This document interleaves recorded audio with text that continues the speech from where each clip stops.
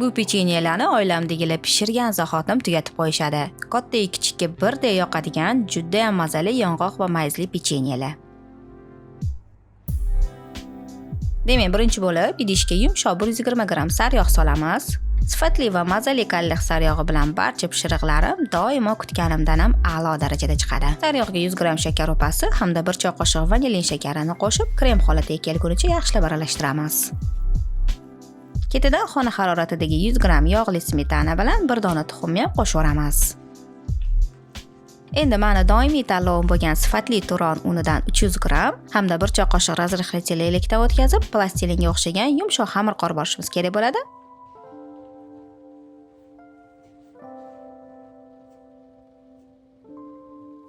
Tayyor xamirni bir xil ikki zuvaliga bo'lib, usti yopiq holda sovutgichda yarim soat tinish uchun qoldiramiz. Bu orada pechenyelarimizni nachinkasini tayyorlab tursak bo'ladi. Buning uchun 150 gramdan yuvilgan yong'oq bilan mayizlarni maydalab to'g'rab olishimiz kerak. To'g'ralgan yong'oq va mayizga 2 dona tuxum oqini qo'shib, yaxshilab aralashtiramiz. Shu bilan nachinka tayyor. Tingan xamirni unlangan stolda 30 ga 36 sm kattalikda ochamiz.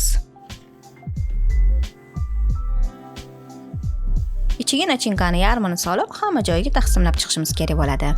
Endi buni xuddi ko'rsatganimdek o'rab, ustiga tuxum sarig'ini suramiz.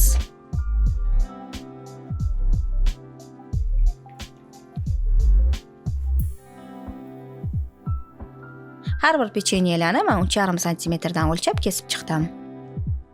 Pechenyelarni pishiriq qog'oz solingan listga taxlab, oldindan 180 darajada qisib turgan duxovkada ustilari chiroyli qizargunicha taxminan 25 daqiqa pishirib olamiz.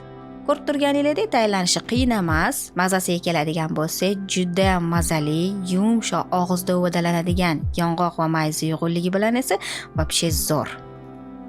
Albatta, hammalarga buni tayyorlab ko'rishingizni tavsiya qilaman. Retseptni o'zingizga saqlangiz qilib, uni yaqinlaringiz bilan bo'lishib qo'ying.